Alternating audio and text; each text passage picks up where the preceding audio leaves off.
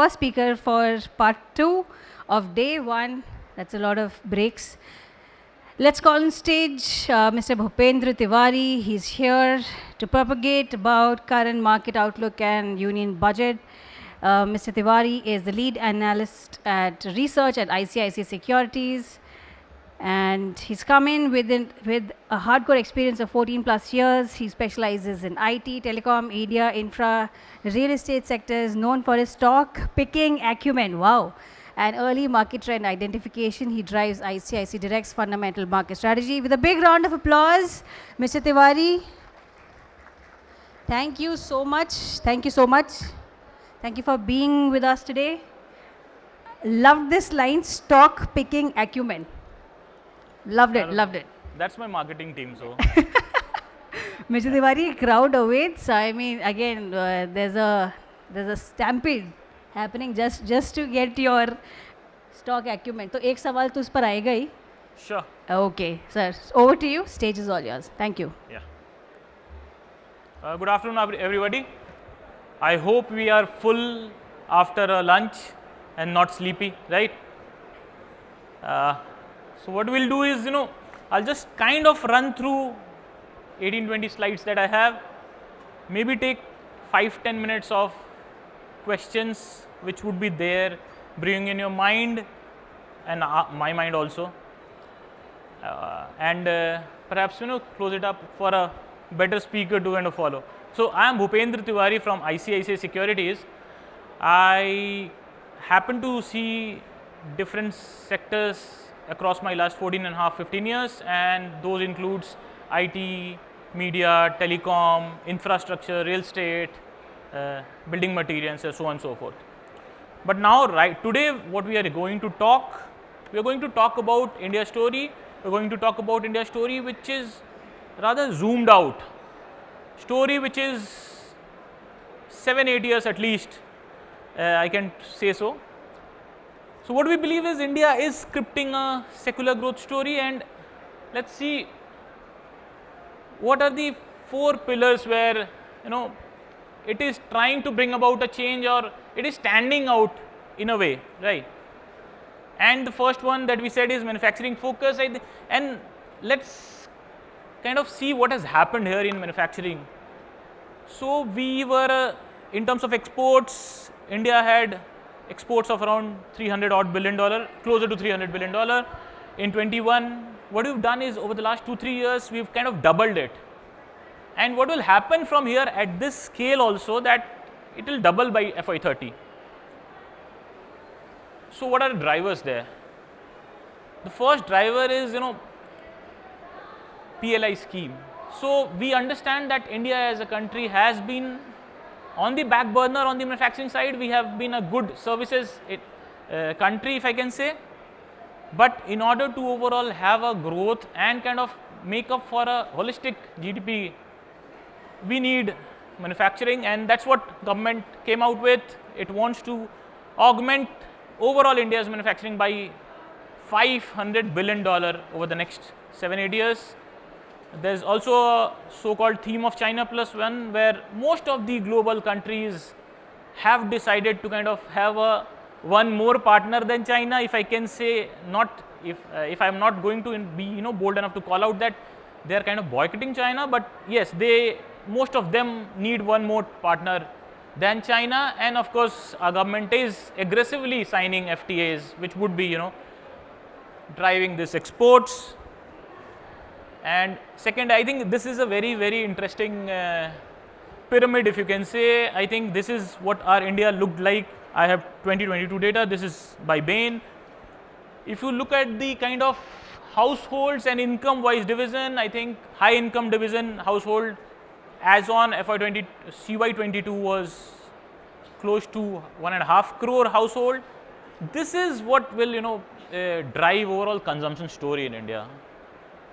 This number of household is going to more than double to 3.5 crore by 2030. Right now, the rich are 5% of the population. You'll see them becoming 10% of the population. More interesting and more holistic part of the growth is the lower bottom.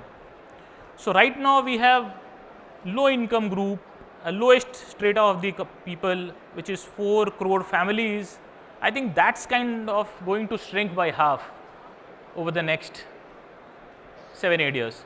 Now, what it means? It means that your per capita is going to double, rather more than double by 2030, and that will drive the second pillar of the GDP, which is consumption.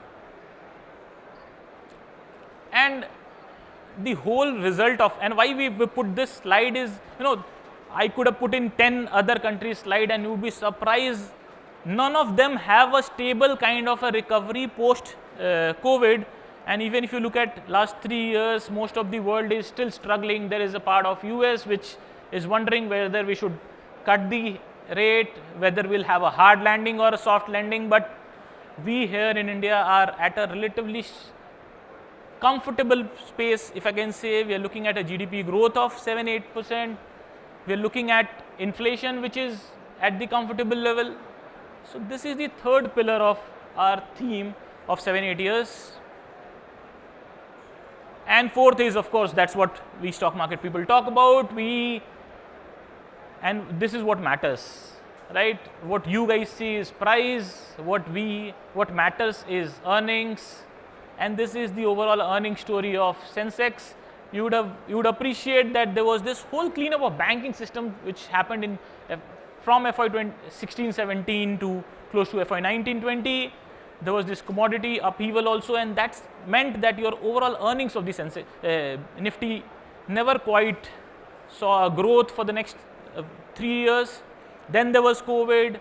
Right now, as on FY 24, EPS would be close to 960, and we would be having a decent teen growth.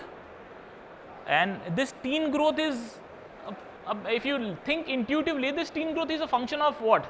This is a function of your nominal GDP growth. You will see a low double digit to growth of nominal GDP going ahead over the next couple of years, and those companies which obviously are more efficient than the overall GDP as a whole would grow at a teen growth in terms of the earnings. Now, when we talk about earnings, I think there's a noise in India that market is heated. Of course it is, but we got to see the macros also. So what are we trying to tell you? That not only GDP to market cap is at peak, the corporate profits as a percentage to GDP is also at a peak. It's also kind of growing, right? It's not the market cap which is growing, the corporate profit is driving that market cap. So when you see only GDP and market cap, you just forget the corporate profit part of it. And we have broken this corporate profit into 3 parts, which is large cap or a mid cap and small cap profits as a percentage of GDP. All of them have recovered marvelously. Most of them are at their 12 to 13 years high. So let's not close our eyes and say that markets are at peak. Let's open our eyes to the fact that the profits have also kind of increased manifold. And based on these stories, if you call it them, we have the theme for the next decade. We believe these are the 3 main bucket of themes which would kind of play out over the next 7-8 years. First would be capex beneficiaries, and that will be a function of infrastructure. That will be in the form of infrastructure. When I say infrastructure, it might be road players, it might be railway players, it might be a power player also. And when I say beneficiary, ancillary beneficiary, it might be cement or the building materials and so on and so forth. And of course, there will be structural measures beneficiary. And why I call it structural measures beneficiary, I think we should hold here and think about it. I think there was a cleanup of NPA cycle in 16-17. Banks became very, very stringent in terms of kind of provisions that they required for those corporates. There was a cleanup of sorts in real estate also. RERA was formed. There was a burst of, if I can say, NBFC. There has been an exit of so-called weaker guys from the segment. So these are the kind of space there. And of course, there's as we grow, there's a focus of government to grow responsibly, and then which means there'll be some energy transition beneficiary, and that would include power and auto, and we'll talk about it right So if I look at the capex, let's understand what has happened in the capex. Overall capex, and these are the capex allocation of the government, right? That has seen a good 26% CAGR over the last 5 years, 20 to 24, if I can say. And if you see what are the pillars which has driven this CAGR. So if you see, top one is 30% CAGR in railways and roads, right? Why does government want to focus on roads and railways? And for that you have to go back to my first slide, which was government is focusing on manufacturing. And what do? You kind of give PLI to the people, right? To the companies to set up more plants, but you got to make it an efficient manufacturing hub. How do you do it? You have to bring down the logistic cost. So globally, the logistic cost averages around 6-7%. Here in India, it is pegged at 14-15%. That's what the government is focusing on. They are focusing on building more roads, railways, kind of bring about the connectivity, bring about the supply chain efficiency and logistic efficiency, and kind of drive manufacturing through the capex story that you think of. And when we talk about capex, I think capex right now as a percent of GDP is 3.4. This used to be 1.5% only 5 years back. So we know how we've come up in last 5 years, right? Okay. The first leg of infrastructure would be railways. There's been a whole, there's a government plan called National Rail Plan. The government wants to increase the share of railways to 40+% from the 25% that we have. For that, they would have to spend in rolling stocks, and of course, you would have to improve the infrastructure there. This would mean that you will have to kind of spend a lot. We are doing 2.5 lakh crore every year. I think that speed will largely continue. This essentially says that 1.5 lakh crore of this incremental opportunity, then there is a maintenance opportunity, which means that this kind of run rate in railways will continue. And then there's government also wants to launch 400 Vande Bharat trains, and those would means capex of 1.2 lakh crore. Okay. Oh, it's not working. Okay. So roads, I think we've spoken enough. It's a 2.5 lakh crore capex again, similar to railways. Right now, what has happened over the last 10 years, let's look at it. We had 90,000 kilometers of highways. We are now close to 1.5 lakh kilometers of highways, and that's incremental 60,000 is pure new highways that we built. And what will happen to this? This highway will grow towards to 2 lakh kilometers. Apart from that, there would be also the other plan of government where they want to kind of add up 50,000 odd kilometers of expressways. Right? This kind of capex would mean 20 lakh crore of capex over the next 7-8 years. Again, which means that this capex is here to stay. This kind of spending is here to stay. And who are the beneficiaries? I mean, of course, how do you sense about it? Cement sector is witnessing a capacity addition of around 180 million tons over the next 4 years. That's twice the kind of capacity that they added in the last 4 years. This is driven by India capex story, and this would entail again $1.5 trillion of rupee of capex, right? Even if you come out as a structural changes which happened in banking sectors, well, see how the industry has grown. It has grown at a good mid-teen kind of growth in terms of advances. NPAs from the peak of 2.7% have kind of come down to 1.1%. ROAs from the bottom of rather zero, close to zero or minus, have come to all-time high of 1%. And we know how the kind of PAT have gone in.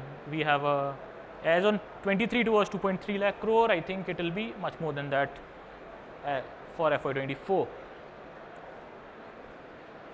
Okay. Another structural story was real estate. I talked about it.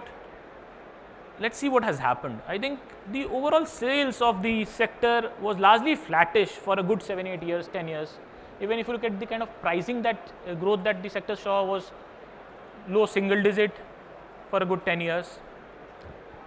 RERA or NBFC getting burst, or formalized sectors, or the end user demand. Let's not be afraid. I think there's been a wealth effect in the real estate also for the premium housing as well as.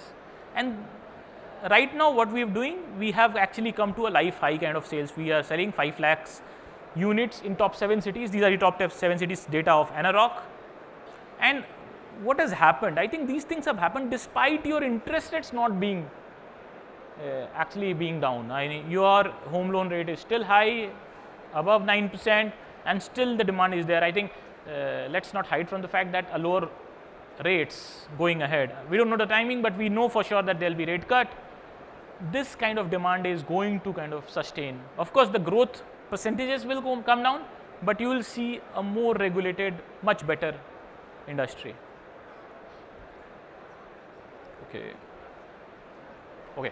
And let's move to the what exactly government is trying to do. Government is trying to bring about the share of renewables from 40%, which we are closer to right now, to 60% by FY30. Now while this is a sustainable growth, this also opens the opportunity for the developers, for the EPC guys, and this opportunity would be 25 to 30 trillion over the next 7 years. So this is where we are. We talked about the second layer of responsible growth was auto. We are seeing a lot of premiumization in auto. SUVs, which used to form around 30% of the sales, are now 52%. There is a story of EV which is going to play out over the next 10 years. Then the first leg will be two-wheelers, then there will be government kind of vehicles, and then the four-wheelers, and we are seeing what has happened, right? So this is also a structural luxury story as we speak. Okay. And let's see how has the market done.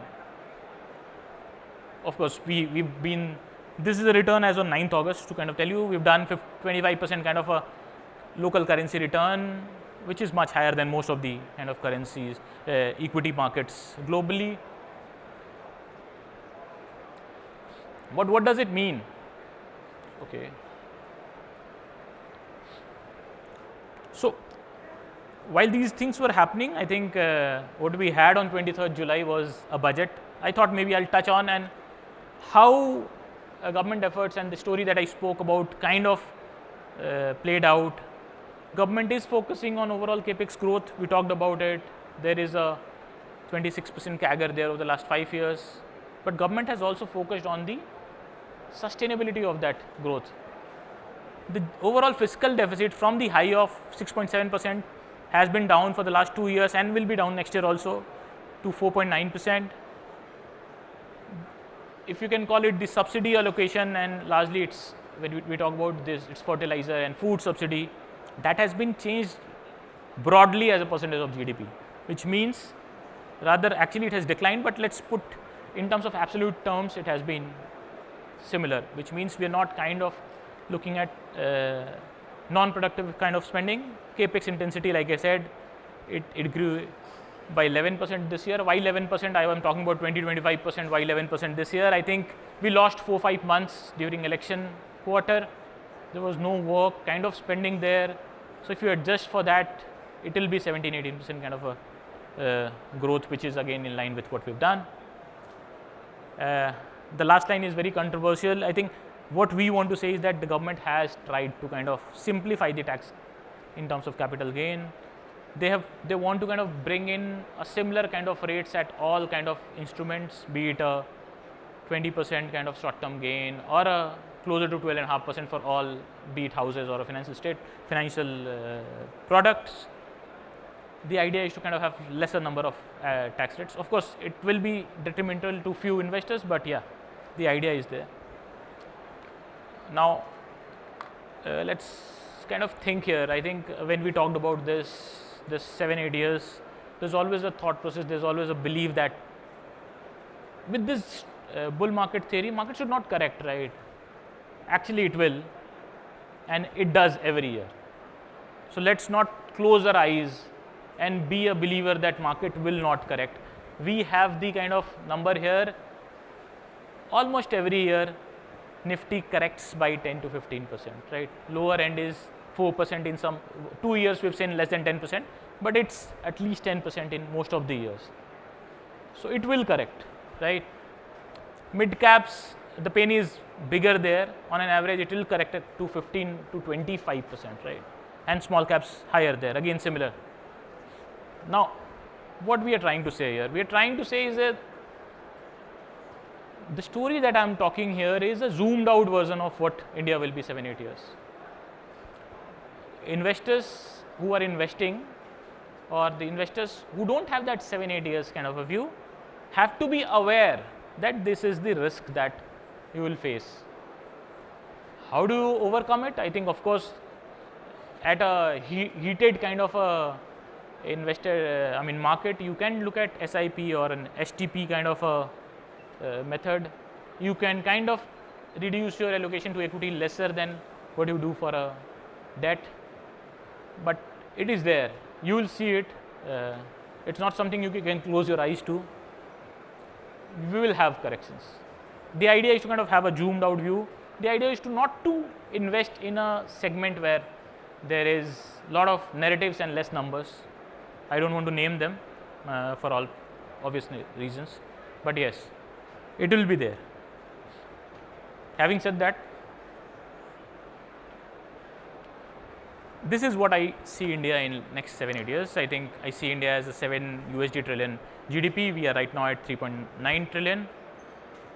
I expect a GDP of 7 to 8%, and India's workforce will be 25%, which will drive your manufacturing and the consumption, and 12 to 15% CAGR in equities. Having said that, I think this small or the short story is India is a long-term story. You will have to kind of be aware of corrections that will come.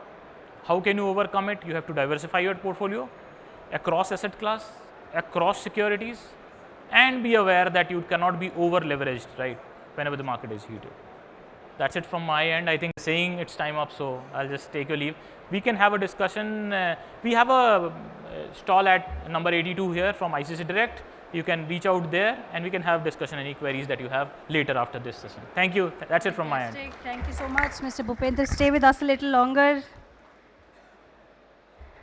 Ladies and gentlemen, a big round of applause to Mr. Tiwary. Mr. Tiwary, please come on up, sir. Stay with us a little longer. Come on up, sir. Come on up again. Are time's up and Mr. Tiwary is out of the stage.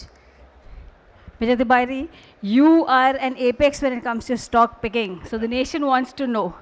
And of course, this is the one tip.